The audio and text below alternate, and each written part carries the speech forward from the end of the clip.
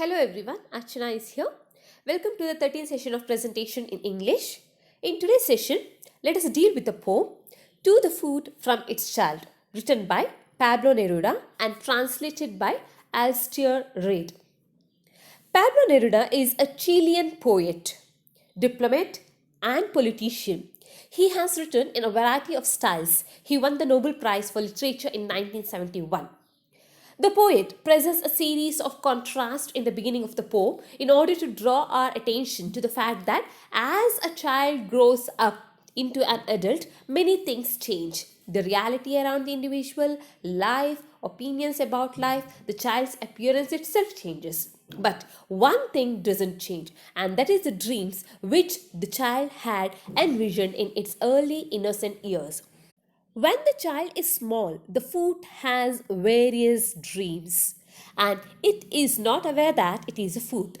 The poem begins with the idea that child's food is not yet aware that it is a food. At the end, the food is unaware that it had ceased to be a food. In this poem, the poet Pablo has used food as a metaphor to the trials and tribulations of human life, his birth and his death, his dreams and realities. By dealing with the poem, let us know about the aspiration of the child and the busy life of the individual as represented by the food. The contrast between colorful dreams and humdrum reality of life, how the society that crushes childhood dreams and forces people into rigid molds.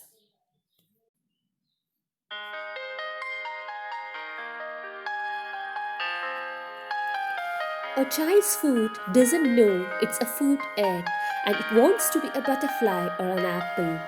But in the time, stones and bits of glass, streets, ladders, and the paths in the rough earth go on teaching the food that it cannot fly, cannot be a bulging on the branch.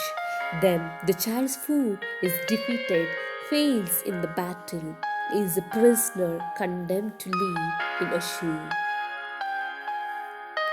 Bit by bit, in that dark, it grows to know the world in its own way, out of touch with its fellow, enclosed feeling out life like a blind man.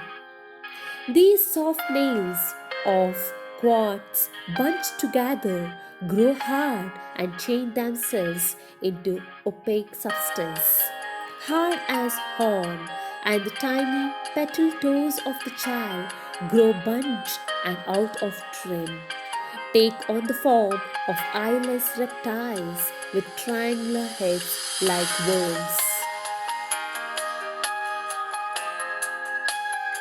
Later, they grow calcite and are covered with the faint volcanoes of death, a coarsening hard to accept.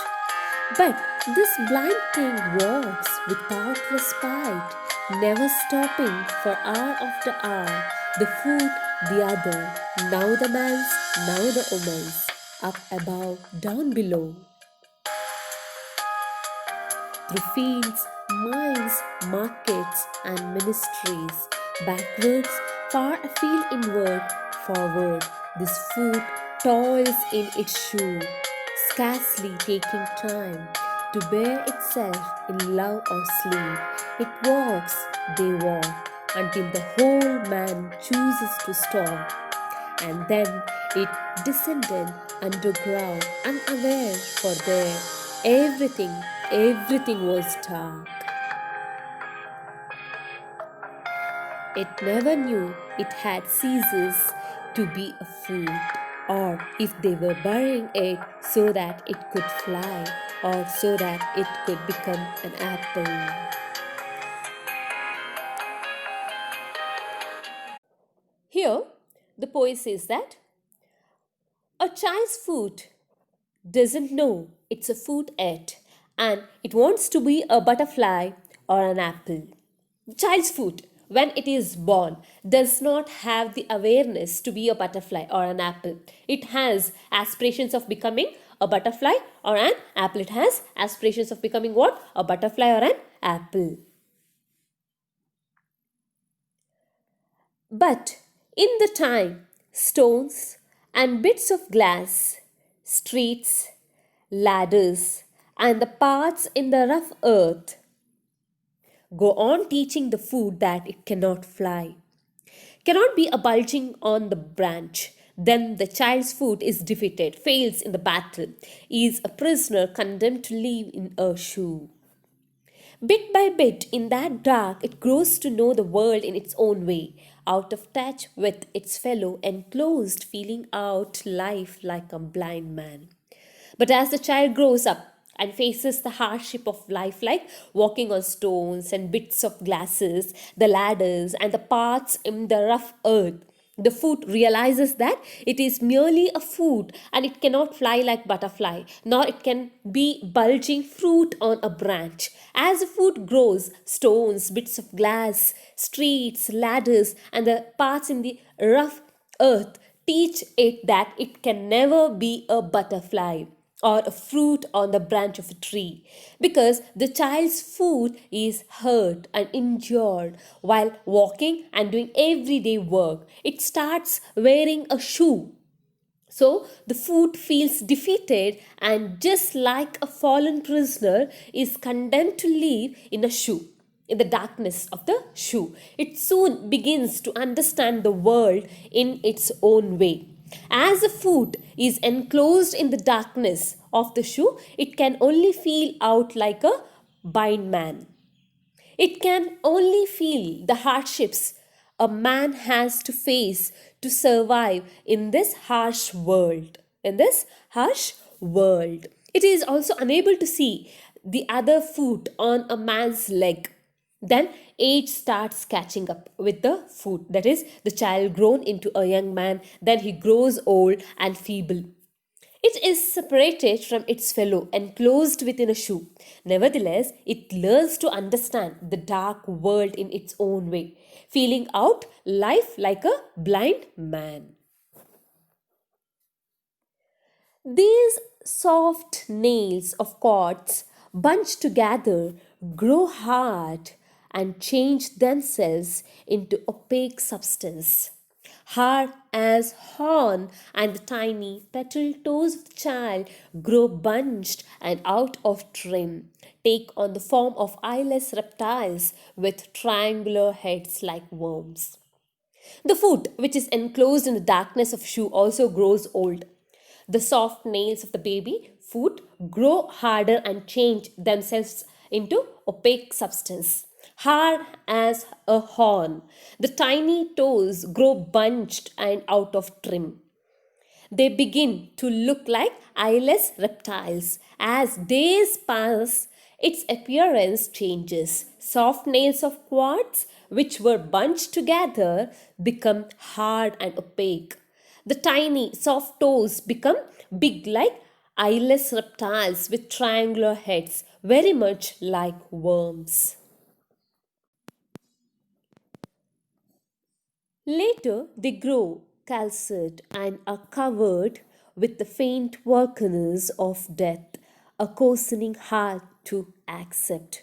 But this blind thing walks without respite, never stopping for hour after hour.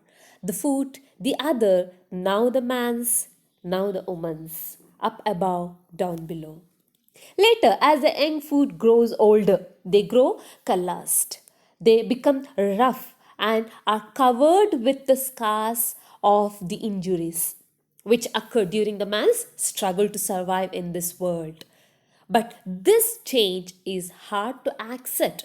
The foot finds this change hard to accept. Yet, throughout life, it moves around like a blind thing.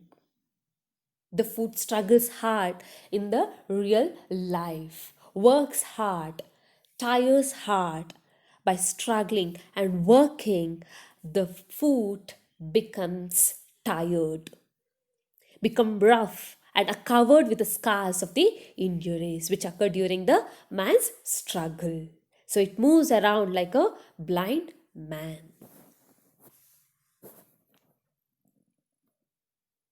Through fields, mines, markets, and ministries, backwards, far afield, inward, forward, this foot toils in its shoes, scarcely taking time to bear itself in love or sleep. It walks, they walk, until the whole man chooses to stop. And then it descended underground, unaware, for there everything was dark. Even though it is old now, the food blindly and without rest and sleep continues to work, struggles hard, work. It continues to walk up and down through fields, mines, markets, and ministries, whether it is a man's food or a woman's food. The food invariably has no time to stop or take off the shoe, no time to take a break. It has no time for love or sleep until when man decides to stop. That is, the man is dead. Then the food is buried underground, unaware. Because of the darkness inside, it does all the routine walking of the man or the woman without respite. It toils in shoe and keeps walking, scarcely taking time to bear itself in love or sleep. Then, when the whole man chooses to stop, that is, dies, along with the dead man, it descends into the grave. It never knew it had ceased to be a food, or if they were burying it so that it could fly, or so that it could become an apple. Even though it is buried, the food is unaware that it has ceases to be a food, or if they were burying it, so that it could fly like a butterfly or could become an apple. But even there, it is unaware that it has ceased to be a food. It keeps on wondering whether it has been buried only so that it can transform itself and soon become a butterfly or an apple. This shows that dreams die hard. It also shows that life is lived in such a routine manner that man does not understand the significance of his various body organs, and thus their potential is never realized. After man dies, his soul is free, but during his lifetime can never choose to follow his dreams or aspirations, because to survive he has to work hard and hard the trials and tribulations of this life. So, to conclude the poem, To the Food from its Child, it's a poem richly filled with meaning and strikingly imagery. It is a criticism on how an individual is reduced to be an object of suppression under varying circumstances, under varieties of circumstances, various circumstances. Neruda rightly makes his observation in the beginning of the poem that the child is not aware of the reality, but dreams to be a butterfly or an apple. The child is unaware about the reality, but it dreams about to become a butterfly or an apple. Then the passage of time exposes the food to such hardships of life that it loses the battle and remains condemned to live in the shoe. Here, the poet shows how an individual is conditioned by society. The food then starts to understand its limits and live accordingly like a blind man out of touch with its fellow. As the food grows, its soft aspects start to change and grow hard. Neruda effectively uses the imagery of eyeless reptiles to describe the state of the food. Though life comes hard as volcanoes of death, it is to be accepted. The later half of the poem describes the presence of the food in every order of life. The one food, the other, now the man's, now the woman's. The food has had such a life without any respite. It is alone and codes for the food until the whole man chooses to stop. It continues to dream beyond its confine, even when it is buried. In other words, society overpowers an individual from immense possibilities of life. A person's foot is a very strong organ, supporting the whole body and taking it forward towards a person's destination. But here in the poem, the feet own dreams are crushed very soon in life, and it is condemned to live like a prisoner in a shoe. When the foot that has to move freely, allowing the person to run, leap, jump, and dance, is bound in a shoe. Obviously, those joyous movements cannot be performed. Only the mechanical act of walking endlessly, untiringly through the person's life is done. The full potential of even the foot is not realized in the person's life. Clearly, we can understand that his potentialities will not have been realized at all. So, here, the imagery used to bring out life's hardships that deform the child's foot. How it is so? In this poem, as a title, To the Foot from Its Child suggests, foot is a key word in the poem. The poet uses foot as a metaphor for his view of life. The poet personifies the foot and focuses his attention on the life of man, using the foot as a protagonist. Life begins in infancy, and so even in the poem, life begins as an infant's foot. It is natural that children who are naive and innocent do not know that their foot is meant for walking and it has a function to discharge. Through the use of the foot as a metaphor, the poet cleverly brings out the battle between harsh realities of life, symbolically expressed as stones, streets, ladder, bits of glass, etc. etc. The child dreams of becoming a butterfly or an apple. So, naturally, the metaphor of food helps the poet to convey his meaning through an imaginary battle fought between the child's foot and the surfaces on which the child is likely to walk.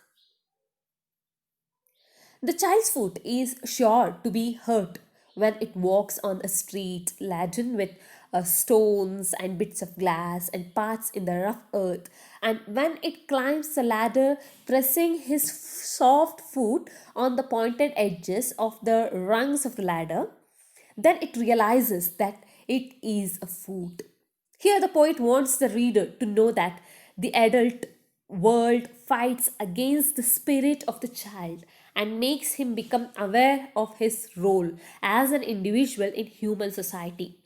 At this stage, the foot is imprisoned in a shoe, which means the child's consciousness reaches maturity and adulthood. Adulthood is now represented as adult food. Adulthood is represented as adulthood, which enclosed in a shoe. The adult foot gropes in the dark and learns about the harsh realities of life like a blind man. Here it means, unlike the child's foot, which had more freedom than the adult foot has to work in a rigid mold given by the society.